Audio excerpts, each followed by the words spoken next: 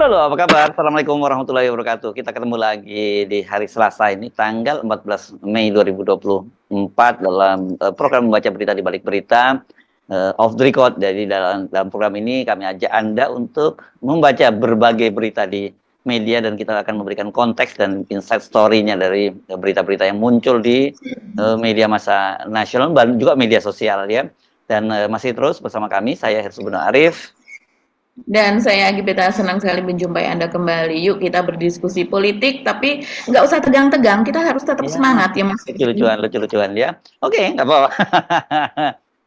yang bawa ini yang paling mungkin kita nggak akan bahas terlalu panjang ya. Sani kelihatannya Pak Jokowi sudah melupakan ambisinya untuk menjadi ketua umum partai politik ya.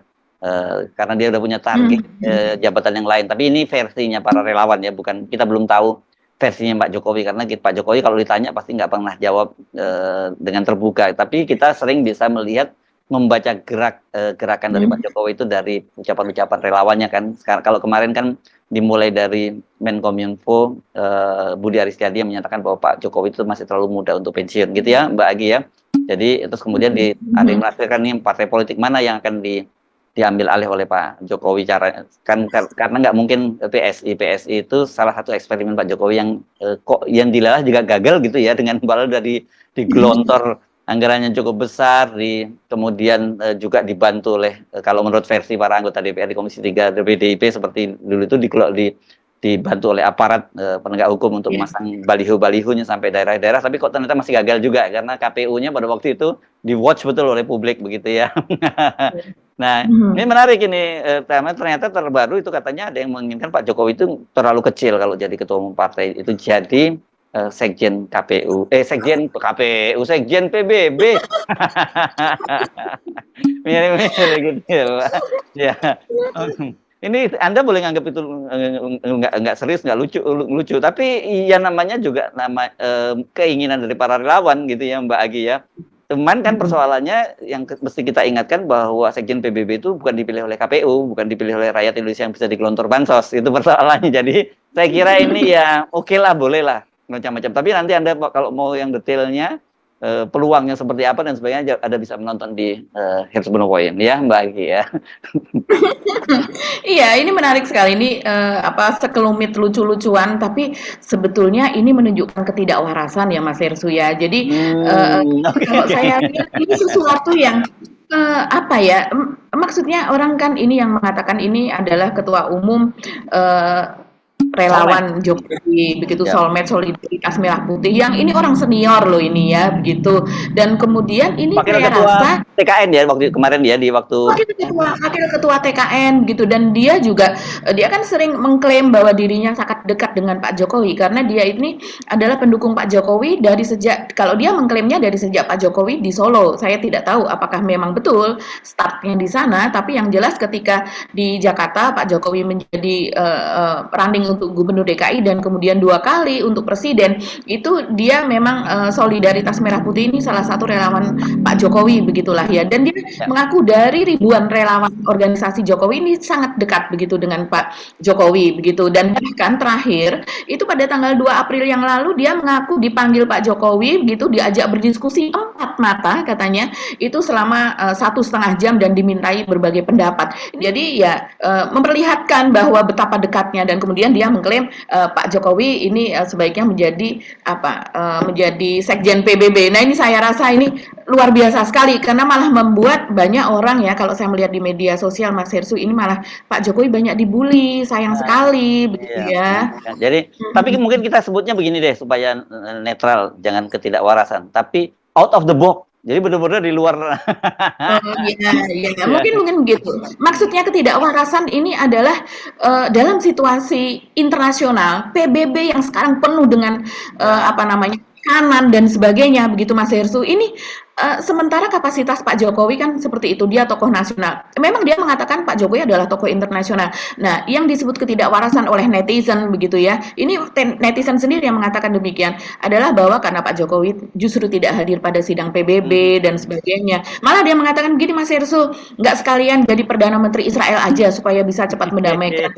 Atau kemudian apa namanya mengadakan gencatan senjata. Ada juga yang mengatakan running untuk presiden Amerika aja pasti kalah Joe Biden gitu kan. Nah, tapi kebanyakan itu nuansanya adalah nuansa yang nuansa bukan yang memuji begitu ya, nuansa malah justru yang sebaliknya begitu kok Ya, tidak berpikir begitu. ya. Ini hanya ice breaking lah ya. Ya, kalau makanan ini Iya, appetizer lah gitu. Tapi kita masuk ke menu-menu utama sekarang ya Mbak Agi ya, yang juga oke. tidak kalah tidak seriusnya. Nah, walaupun menurut kita itu serius juga, itu yang pertama kali mesti kita bahas dari mana itu, apa soal Ibu Megawatinya dulu atau atau juga tetap PDIP. Ini pertarungan di DPR ini kelihatannya Mbak Agi ya, karena soal kabinet gemuk itu yang direncanakan sampai Mhm. 40 menteri itu Mhm. kelihatannya bakal digolkan itu ya di DPR ya Mbak Agi ya. Karena itu kepentingannya Pak Mhm. Prabowo, kaitannya jangan diganggu-ganggu itu tadi, ingin menarik semua kekuatan partai politik di parlemen untuk masuk ke pemerintahan. Tetapi kelihatannya PDIP yang Mhm. tadinya diharapkan untuk bergabung di pemerintahan, kelihatannya makin menjauh kan gitu ya Mbak Agi ya, kalau kita lihat sikap dari PDIP. Dan soal Mhm. ini pun, soal kementerian Iya. ini, PDIP di DPR juga menolak posisinya seperti itu ya. Nah, ini topik yang nanti kita akan bahas, soal kabinet gemuk dan juga peta di DPR seperti apa. Dan juga tadi yang saya sebut soal PDIP itu soal ternyata Pak Ibu Megawati itu berkali-kali coba diajak bertemu oleh Pak Prabowo dengan melalui berbagai jalur. Ternyata beliau enggak ketemu juga dengan Pak Prabowo, malah lebih milih ketemu dengan Butet. Dan yang dilakukan oleh Ibu Megawati ketika bertemu Butet ini yang menarik menurut saya untuk kita bahas gitu. Iya Mas Ersu, jadi kemarin ini cukup ramai ya, ini peristiwanya cukup viral kalau saya lihat Mas Ersu. Dan banyak sekali mendapat tanggapan netizen juga begitu, karena memang Ibu Megawati setelah sekian lama itu tidak tampil di hadapan publik. Terakhir itu dia ikut untuk kampanye-kampanye akbar lah ya di PDIP pada saat Pilpres begitu. Ada di beberapa tempat, terutama di Jawa Tengah. Tapi setelah itu kita tidak tampak melihat Ibu Mega itu di hadapan publik Mas Hersu. Jadi ya wajar kalau kemudian orang melihat bahwa Ibu Mega ini sedang melakukan sesuatu begitu, apa namanya, dan kemudian juga tidak bisa bertemu dengan Pak Prabowo itu kan dikatakan bahwa akan mencari waktu seolah-olah sedang sibuk sekali. Tapi dengan melihat kemarin penampilan pertama kali Ibu Mega di hadapan publik dan kemudian dia meluangkan waktu cukup panjang Mas Hersu karena terlihat habis itu sesudah datang ke acara Butet tersebut yaitu apa namanya pameran seni lah ya, sebuah pameran seni. Dan kemudian juga yang menarik itu adalah di situ ada patung kurus begitu Mas Hersu dengan wajah mendongak ke atas, apa ya, memakai baju hitam tapi wajahnya itu seperti keemasan begitu ya, berhidung panjang. Dan kemudian Ibu Mega dan Butet itu yang berkeliling melihat hasil seni tersebut berhenti di patung tersebut yang kalau kita melihat videonya itu berbisik-bisik tapi kita tidak tahu apa yang dibisikkan. Ini yang menjadi banyak sorotan Mas Hersu. Apalagi judulnya adalah Melek Gendong Lali begitu. Itu berbahasa Jawa yang syarat dengan makna dan filosofi begitu. Oke, nanti kita bahas ya soal itu ya. Di luar 3 topik tadi itu, apa Ya, yang ya. Mbak Agi pikir penting untuk kita diskusikan juga? Ya, sepertinya itu cukup panjang nanti ya Mas Oke. Hersu, seperti Ya. Gerindra yang ingin merevisi undang-undang tersebut, ini pasti dampaknya cukup panjang. Kita mungkin bisa melihat bagaimana bentuk kabinet atau susunan kabinet atau gemuk atau kurusnya kabinet dibandingkan dengan presiden-presiden yang sudah lalu juga. Yes, oke. Dan saya kira kan itu memang Ya. sekarang ini soal kabinet itu tidak bisa dibentuk tidak boleh seorang presiden itu suka-suka hati aja membentuk menterinya diubah Mhm. dari jumlah kan sekarang ini kalau berdasarkan Mhm. Undang-Undang Nomor 39 Tahun 2008 itu kan soal kementerian, soal kabinet itu kan disebutkan bahwa menterinya itu 30 orang dan 4 orang Kemenko begitu ya Mbak. Jadi 34 total kementerian itu ya. Iya. Dan kelihatannya ini dengan Mhm. keinginan Pak Prabowo yang ingin jangan diganggu-ganggu itu gitu, dia ingin meniru persis dari Iya. Pak Jokowi, tapi bahkan mungkin lebih gemuk lagi yang diharapkan dibandingkan dengan Pak Jokowi. Makanya ada wacana di antara mereka kan untuk di kalangan internal 02 itu untuk mengubah format nomenklatur kabinet itu menjadi 40 kursi gitu ya Mbak, dan kita belum tahu karena seperti saya sebut ini Betul. saya mendengar juga ada seorang anggota TKN yang menyebutkan sebenarnya ini ada 2.000 pos yang harusnya disediakan untuk anggota-anggota koalisi ini Mbak. Jadi nggak menteri semua ya, itu tentu saja pos mungkin ada wamen, saya nggak tahu kalau dirjen mungkin bisa dirjen itu melalui ya bidding ya pada waktu itu mungkin komisaris.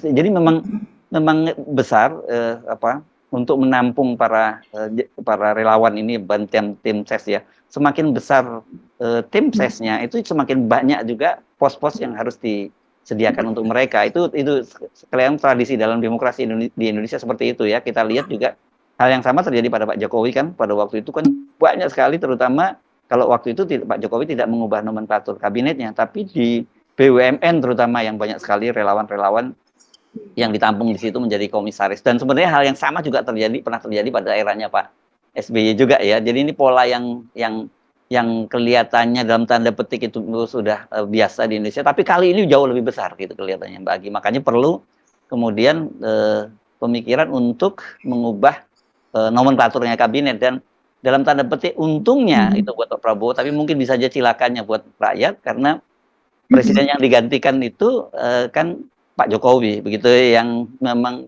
juga menitipkan putranya Gibran. Jadi artinya perubahan-perubahan nomenklatur itu bisa dilakukan sebelum Pak Prabowo dilantik. Tapi kalau dalam kasus misalnya Pak Prabowo itu bukan menggantikan rezim keberlanjutan, itu saya kira Pak Prabowo kalau mengubah nomenklatur itu nunggu dulu setelah dia dilantik jadi presiden, baru kemudian dia bisa mengubah itu. Tapi kalau sekarang bisa macam-macam opsinya kan Mbak, kan opsinya satu lewat DPR, itu prosesnya panjang, tarik menariknya panjang.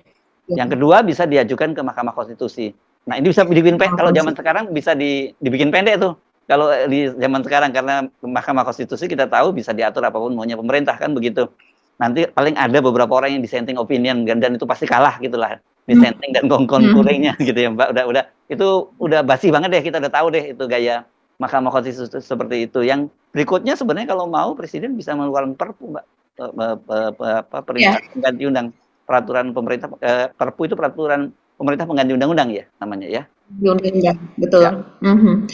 Iya, dalam hal ini kalau kita melihat keinginan dari Gerindra, mereka menginginkannya perubahan undang-undang atau revisi undang-undang tersebut itu dilakukan sebelum Pak Prabowo dilantik ya, sepertinya seperti itu. Sepertinya mereka, apalagi dengan kemarin Pak Prabowo itu mengatakan mereka yang tidak mau dirangkul maka silakan berdiri di pinggir jalan tapi tidak mengganggu, kurang lebih demikian. Nah, sepertinya juga mereka jadi penonton begitu. Sepertinya mereka juga tidak ingin ada polemik yang membesar begitu, dan kemudian malah justru akan mengganggu pemerintahan. Jadinya kalau seandainya harus dikeluarkan Perpu misalnya, itu pasti akan menimbulkan banyak polemik, banyak komentar, gejolak dan sebagainya.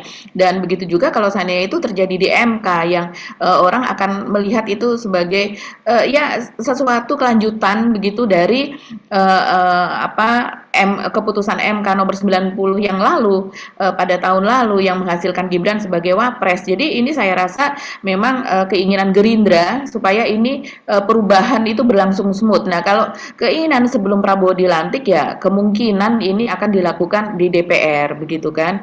Karena kalau seandainya Pak Jokowi yang kemudian mengeluarkan Perpu itu sepertinya juga nggak elok juga, karena kan Pak Jokowi tidak sejauh ini tidak akan mengubah susunan kabinet, nomenklatur kabinet begitu. Sementara yang memiliki ini adalah Prabowo, dan kalau Prabowo ini melihat yang sudah terjadi pada kabinet Pak Jokowi dan juga Pak Jokowi ketika dilantik yang lalu, itu kan hanya beberapa hari sesudah dia dilantik, misalnya dia dilantik pada tanggal 20, tanggal 23 begitu, hanya 2-3 hari sesudahnya dia sudah mengumumkan susunan kabinet dan kemudian melantik kabinetnya begitu Mas Hersu. Jadi saya rasa memang ini Prabowo akan akan menyusun kabinet ya sekarang ini begitu, dan juga deal-deal politik dengan para ketua umum partai koalisi maupun partai non koalisi tapi yang akan masuk ke dalam koalisi akhirnya begitu, seperti yang dilakukan Prabowo dahulu, yaitu menjadi lawan sebelumnya tapi kemudian merapat kepada pemerintahan. Kan mereka ini juga akan pasti akan diberikan jatah kursi di kabinet. Walaupun mungkin tidak di kabinet, tapi bisa jadi di lembaga, bisa jadi di ini yang setara, komisaris apa dan sebagainya. Jadi saya rasa ini tarik menariknya kuat sekali. Dan kalau walaupun PDIP saat ini memang Hasto dengan tegas mengatakan bahwa PDIP menolak gitu, karena dia tidak ingin bagi-bagi apa namanya, perluasan penggemukan kursi tersebut adalah dalam rangka bagi-bagi jabatan, karena itu akan membebani apa namanya, membebani APBN yang kita tahu sekarang beban APBN kita sungguh-sungguh berat dan tidak mudah begitu Mas Hersu, apalagi ditambah Ya, dengan makan siang gratis. Dan ya. sepertinya itu salah satunya selain memberikan kepada apa, partai koalisi adalah juga untuk membentuk kementerian atau lembaga atau badan begitu untuk makan siang gratis tersebut gitu. Ya, ini pertanyaan saya, sudah ada suara dari PKS belum, Mbak Agi, soal penambahan jumlah kursi di kabinet ini? Saya belum melihat ya, saya belum Ini searching penting loh. gitu bagaimana PKS. Nah, tapi PKS sepertinya belakangan ini so-so begitu ya, Iya. seperti Pak Mardhani Alisera gitu ya, itu hak dari apa namanya? Oh ya, kalau tidak salah itu ada suara dari PKS yang itu adalah hak dari presiden begitu, adalah Hmm. prerogatif presiden dan sebagainya. Nah, sementara kalau dari Anies dia mengatakan ya silakan saja asal sesuai dengan undang-undang. Artinya adalah kalau sesuai dengan undang-undang, apabila akan dilakukan sekarang itu tidak sesuai dengan undang-undang begitu. Jadi harus diubah dulu undang-undangnya Ya, begitu. karena ini penting kenapa saya tanyakan soal PKS ya, karena kan ada tanda-tanda bahwa sekarang ini Prabowo dan Gerindra itu sudah mulai melupakan PDIP gitu ya, karena kelihatannya kan Ya. berkali-kali pertemuan yang dirancang itu kan nggak jadi-jadi. Ada perkembangan terbaru katanya ada peluang bahwa Pak Prabowo dengan Pak Ibu Jokowi itu mungkin akan bertemu pada 17 Agustus yang 17 terbaru Agustus. terbaru yang seperti itu. Tapi ini kan menunjukkan semacam ada keengganan gitu ya dari Ibu Megawati untuk bertemu, karena kan sebelumnya disebut bahwa nanti setelah waktu mendampingi Rosan bertemu dengan Ibu Megawati pada waktu itu kan Hasto menyatakan bahwa kemungkinan bertemu nanti setelah keputusan dari Mahkamah Konstitusi. Tapi setelah Mahkamah Konstitusi kemudian keputusannya tidak sesuai dengan harapan Ibu Megawati yang disebut keputusan memasuki kegelapan demokrasi, itu kan kemudian kelihatannya mundur lagi, diundur setelah Rakornas dari PDIP yang akan berlangsung pada akhir bulan Mei ini ya, tanggal berapa ya? Tanggal 23 sampai 26 kalau tidak salah ya. Sampai 26, Nah, betul. artinya kan itu mundur-mundur lagi. Sekarang ada kabar lagi katanya mungkin tanggal 17 Agustus. Jadi ada semacam keengganan dan kelihatannya Gerindra juga udah mulai mengalihkan pandangannya ke PKS begitu. Ya, Betul. karena saya misalnya menyimak pernyataan dari Muzani yang menyatakan oke, memang belum akan ada pertemuan dengan PKS, tapi itu masuk juga dalam kalkulasinya mereka. Sementara Habibur Rahman kan juga Wakil Ketua Umum Gerindra menyatakan bahwa Pak Prabowo itu jadi presiden itu atas doa-doa dari dari orang PKS. Nah, siapa orang PKS yang banyak doanya untuk Prabowo itu kalau kata Habibur Rahman sekjen PKS. Gitu kata Habibur Rahman. Dan ini memang kelihatannya memang ada juga faksi-faksi di kalangan PKS yang menginginkan itu ya, menginginkan untuk bergabung dengan pemerintahan Pak Prabowo. Rupanya beroposisi selama 2 periode itu cukup berat juga begitu ya. Walaupun kita tahu bahwa keputusan di PKS itu bukan orang per orang, tetapi itu nanti keputusan dalam rapat majelis syuro gitu. Jadi yang memutuskan nanti majelis syuro. Tapi kita lihat, kita membaca ada intensi itu. Padahal sebenarnya kalau kita lihat sebenarnya dengan posisi yang sekarang pun kalau terjadi di DPR, terjadi pembahasan undang-undang apapun itu masih tetap bisa dilakukan oleh Pak Prabowo, apalagi dengan bergabungnya dengan PKB, bergabungnya dengan Nasdem dan juga termasuk P3. Walaupun P3 ini berikutnya tidak masuk di parlemen, tapi kan sekarang mereka punya kursi di parlemen. Kalau ada revisi undang-undang pada era sekarang kan berarti P3 harus dihitung kan Mbak Agi. Jadi yang kita hitung kursinya itu adalah kursinya PDIP dan PKS sebenarnya ya. Di PDIP punya 128 kursi, ini yang pemilu sebelumnya, PKS punya 50 kursi. Jadi sebenarnya kalau ditinggalkan PKS dan PDIP di luar pun sebenarnya apapun bisa dibuat sebenarnya oleh Pak Prabowo gitu. Jadi nggak perlu narik PKS sebenarnya begitu. Ya, Tapi kenapa ada tanda-tanda kok ingin menarik PKS juga? Kan sekarang posisinya tadi 128 PDIP, PKS 50, jadi 178. Dan jumlah kursi yang sekarang ini di DPR kan 575. Jadi masih semua beres urusannya begitu. Tapi kenapa juga pengen pengen tetap menarik PKS gitu. Dan saya kira dampak dari keinginan-keinginan itulah kemudian mereka ingin mengubah nomenklatur tadi kan gitu Mbak Agi.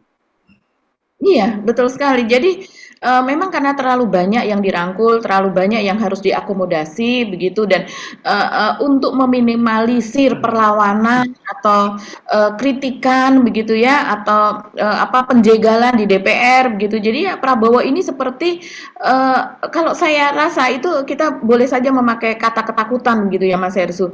Seharusnya dia kan malah justru menjaga itu, membangun bagaimana oposisi yang kuat, karena dia pernah menjadi oposisi begitu. Malah dulu ketika menjadi oposisi Pak Prabowo ini juga membuat narasi-narasi yang sangat tajam, membuat narasi-narasi yang kuat begitu kan, soal stunting, soal tenaga kerja asing begitu, soal ekonomi, soal lingkungan, pembabatan hutan apa dan sebagainya, Punya kebakaran hutan dan buka aja sebagainya. ya bukunya Pak Prabowo Indonesian Iya. Paradox ya.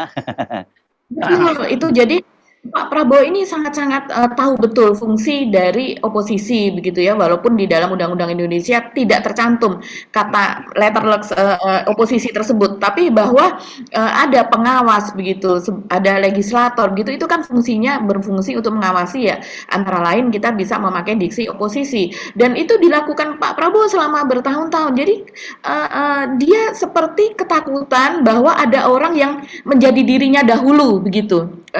Dulu dia seperti itu dan kemudian sekarang dia tahu dia takut ada orang yang bertindak seperti ketika dia dulu begitu, yang memberikan protes-protes. Nah, dalam hal ini makanya ini sangat-sangat tidak sehat ya kalau kalau kita lihat saat ini dan saya rasa juga PDIP tahu perlawanan ini akan kalah begitu ya kalau seandainya ini diajukan di DPR, adu kuat di DPR begitu, ini pasti akan kalah. Tapi setidaknya PDIP akan mendapatkan simpati karena narasi-narasi yang mereka gelontorkan yaitu soal anggaran fiskal yang terbatas, ruang fiskal yang terbatas, terus kemudian kita masih defisit gitu kalau dibandingkan dengan anggaran kita begitu.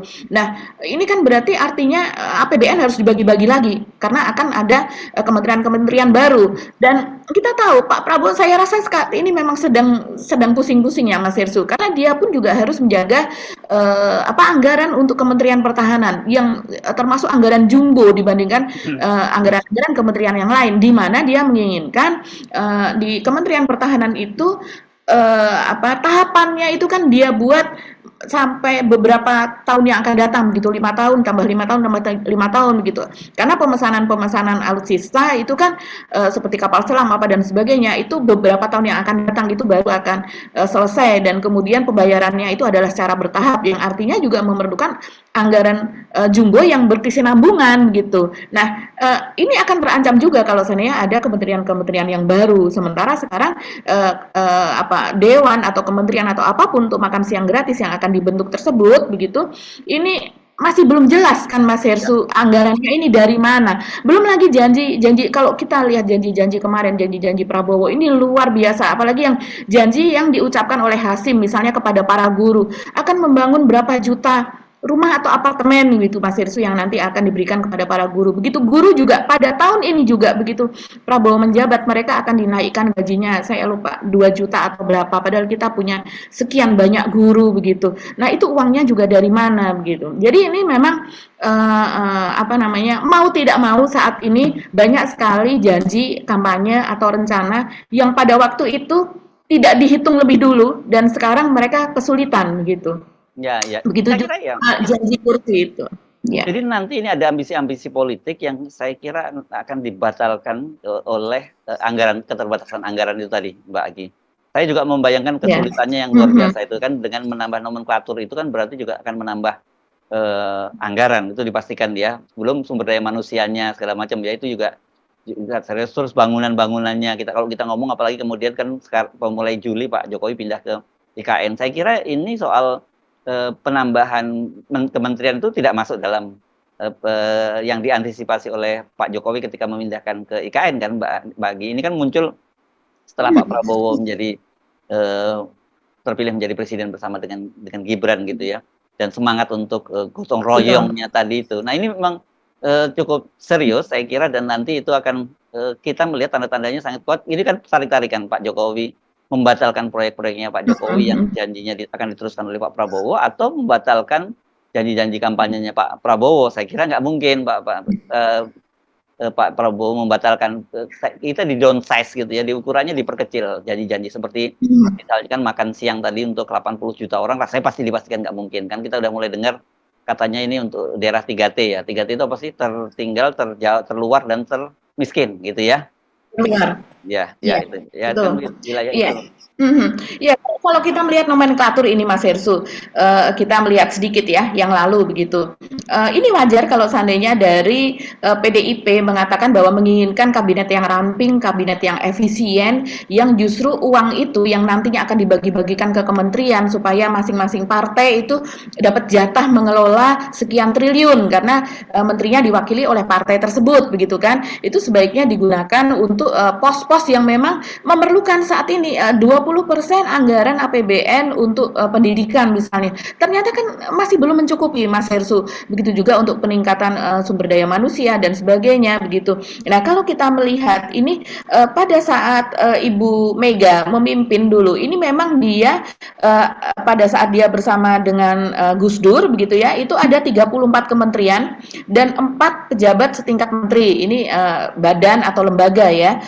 Dan kemudian ada 3 Menko begitu. Jadi di dalamnya itu termasuk Menko ini termasuk ke dalam 34 kementerian tersebut begitu. Jadi sama dengan yang sekarang. Nah, kemudian ketika Ibu Mega menjadi presiden dengan wakil itu Hamzahas, itu malah di downsize Mas Hersu. Ada dirampingkan, diefisienkan menjadi 30 kementerian saja dengan 3 Menko begitu. Jadi di dalamnya dari 30 kementerian termasuk 3 Menko dan kemudian 3 pejabat setingkat menteri. Yang kalau kita lihat lagi terakhir dari Pak SBY begitu ya sebelum berganti ke Pak Jokowi itu ada 34 kementerian. Artinya Pak SBY ini maksimal ya berdasarkan undang-undang tersebut, berdasarkan undang-undang Kementerian Negara ada 34 kementerian termasuk 3 Menko. Tapi untuk mengakomodasi berbagai itu tadi koalisi dia mengangkat 17 wakil menteri. Yang saat itu saya ingat banyak sekali protes terhadap 17 wakil menteri. Apakah perlu begitu ya? Dan kemudian ini juga penambahan budget begitu. Nah, ternyata pada pada masa Pak Jokowi suara-suara rakyat, suara-suara pengamat, ahli dan sebagainya itu diakomodir, yaitu di mana Pak Jokowi mengurangi wakil menteri hanya menjadi 3 wakil menteri saja pada periode Pak Jokowi yang pertama 2014-2019, yaitu ada 34 kementerian termasuk 4 Menko seperti sekarang. Tapi ternyata pada saat 2019 kita tahu ya itu termasuk pilpres yang sangat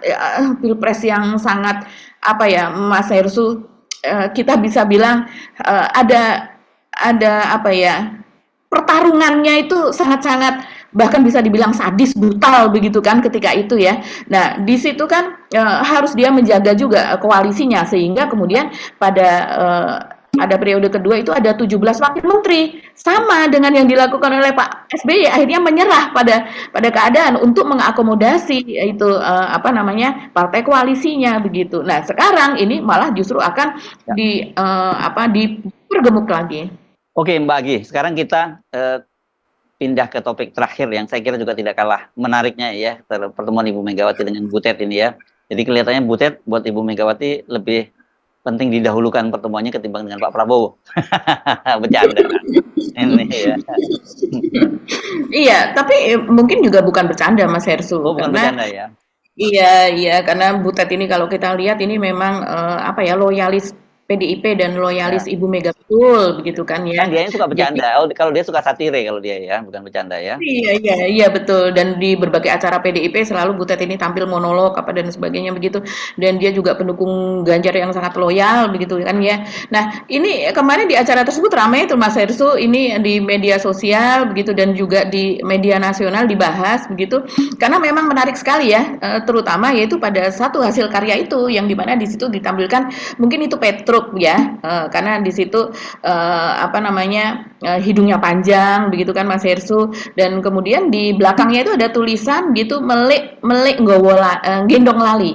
Melik gendong lali. Jadi melik itu menggendong lupa begitu, yang kemudian kalau saya sendiri apa ya ini artinya begitu, karena kan jarang digunakan ya peribahasa atau bahasa-bahasa Jawa yang mungkin ini Jawa kuno. Kalau lali sih lebih sering, gendong juga, tapi kalau melik itu sepertinya sangat jarang. Tapi setelah saya Google ini Mas Hersu, itu artinya kurang lebih adalah melik itu artinya keinginan untuk memiliki sesuatu, yang bisa juga diartikan pamrih begitu ya. Jadi orang yang melik gendong lali tersebut, seseorang itu menginginkan sesuatu yang bukan miliknya, kurang lebih begitu. Gendong lali artinya pasti akan berdampak lupa. Jadi bahwa orang yang cenderung melanggar aturan begitu, maka dia akan dilupakan karena itu nafsunya tidak terkendali begitu Mas Hersu, dan kemampuan diri yang terbatas, dan dia sadar bahwa sungguhnya nggak mampu, itu akhirnya akan membuat dia menghalalkan segala cara. Ini artinya begitu ya. Dan apapun akan ditempuhnya, termasuk berbuat jahat untuk mencelakakan orang lain. Ini luar biasa kalau kita melihat di internet. Dalam sekali filosofi atau arti dari peribahasa melik gendong lali, dan itu ada di belakang. Kalau kita lihat di foto-foto dan juga di video, ada di belakang patung itu tadi, patung dengan hidung panjang dan Nah, sebagainya, yang dimana Ibu Mega tuh berhenti di situ Mas Hersu.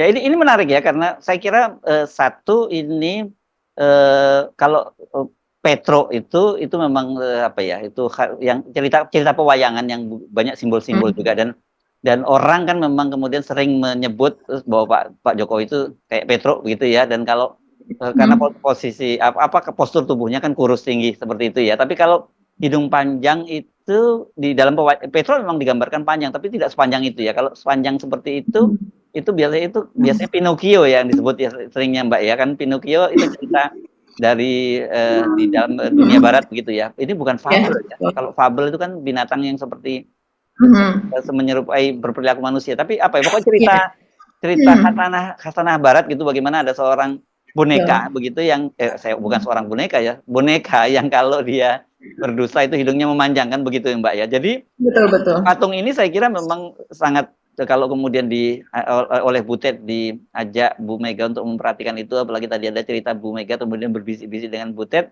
ya ini salah satu bentuk satire lagi Mbak, karena tadi itu ada melik gendong lali dan sebenarnya kan, dan kemudian kalau Petro ini salah satu episode yang terkenal, dia ini kan punakawannya Pandawa ya. Jadi apa sih punakawan itu, dayang pembantu yang kerjanya lucu-lucu, tapi sebenarnya kalau di dalam wayang disebut mereka ini dewa, sebenarnya keturunan dewa Semar gitu ya. Itu kan juga ada episode yang sangat terkenal, saya kira Petro Dadi Ratu gitu ya.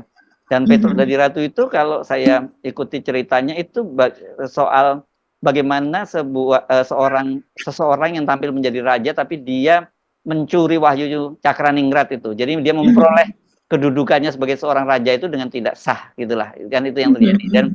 Dan dampaknya ya itu negaranya hancur-hancuran ketika dia jadi ratu itu, jadi raja itu, karena gelarnya pun dia Prabu Welgedwelbeh dan Prabu Kantong Bolong gitu. Kantong Bolong itu apakah itu bisa disamakan dengan anggaran yang bocor karena banyak utangnya kan gitu. Iya, dan kalau soal kantong kita ingat Pak Jokowi memiliki 11.000 triliun begitu ya. Tapi bolong gitu kan kantongnya itu yang bolong. Begitu, ini luar biasa. Jadi acara Ibu Mega dengan Butet kemarin itu begitu, itu memiliki banyak sekali nuansa yang bisa kita terjemahkan, bahasa-bahasa politik yang ada di situ begitu. Karena Ibu Mega yang sudah berkali-kali berusaha begitu ya, lewat berbagai cara begitu, lewat berbagai konektor begitu ya, istilahnya makelar politik atau apalah begitu ya, orang-orang yang dipercaya bisa membawa Ibu Mega untuk bertemu dengan Prabowo, ternyata tidak berhasil. Tapi malah Bu Mega dengan santai, dengan seperti tidak ada beban gitu melihat pameran seni tersebut. Dan tidak hanya sebentar Mas Hersu, karena sempat diwawancara juga panjang sekali, kemudian bercerita soal budaya Indonesia dibandingkan dengan K-pop. Katanya dia juga mengikuti budaya K-pop tersebut karena cucu-cucunya menyukai K-pop gitu dan sebagainya. Jadi kita bisa melihat kok punya waktu untuk melihat pameran seni begitu ya, tapi tidak memiliki waktu untuk bertemu atau berdiskusi dengan Pak Prabowo atau menerima Pak Prabowo. Even itu terjadi dari sejak sebelum Lebaran sampai kemudian setelah Lebaran. Padahal tradisinya sesudah Lebaran mereka itu biasanya Ya, bertemu ya, ini. ya, ya. Ya, jadi itu memang sangat sangat simbolis. Jadi ini kalau apa ya? Kalau dalam orang Jawa nyebutnya apa nih, Mbak? Sanepo ya, Mbak ya? Nyebutnya Apa begitu. itu Sanepo Ya, ya Mas Hersu mungkin ya? sindiran-sindiran atau pasmon gitu ya, apa Oh iya kayak iya. sindiran-sindiran begitulah Mhm. yang disebutkan. Iya iya. Jadi Ibu Megawati kan sering menyampaikan bahasa-bahasa apa sih sinyal-sinyal politik itu melalui tadi itu melalui isyarat-isyarat lah gitu ya, Iya isyarat cara ya betul. gitu-gitu yang. Nah, Mhm. dari situ sebenarnya kita kemudian bisa membaca bahwa mengapa kemudian ada upaya dari PDIP untuk melirik PKS misalnya karena kelihatannya sudah PDIP menutup pintu untuk bertemu Mhm.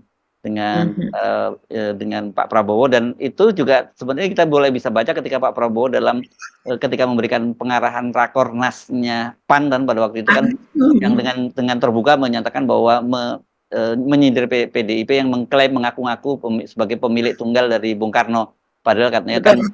dan Bung Karno itu kan milik bangsa Indonesia. Jadi saya kira ini dari situ itu kalau itu bukan sindiran lagi ya Pak Prabowo bicara secara Mhm. lugas dan kita bisa menafsirkan itu. Jadi boleh jadi itu merupakan jawaban juga dari Ibu Megawati bahwa ya silakan Betul. saja, Mhm.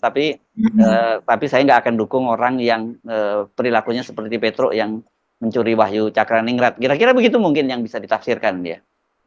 Iya iya, betul Mas Hersu. Jadi ini memang, dari pameran tersebut begitu ada bahasa politik itu yang kita bisa melihat ditujukan kepada Pak Prabowo maupun kepada Pak Jokowi. Yes, Yang, kalau saya sih meyakini itu patung tersebut memang merupakan simbolisasi dari Pak Jokowi karena iya. berkali-kali, Butet ini dengan sangat tajam dia ngomong soal politik dinasti Pak Jokowi, soal yang, tidak apa istilahnya tidak, berterima kasih begitu ya, PDIP yang sudah menggendong dia dari sejak di Solo sampai dengan sekarang dan kemudian pengkhianatan dan kemudian lupa jati diri begitu dan sebagainya. Jadi ini memang pamerannya ya pameran-pameran yang apa ya pameran politik yang kita makin Ya, ya. tahu bagaimana situasi di antara mereka sekarang. Yes.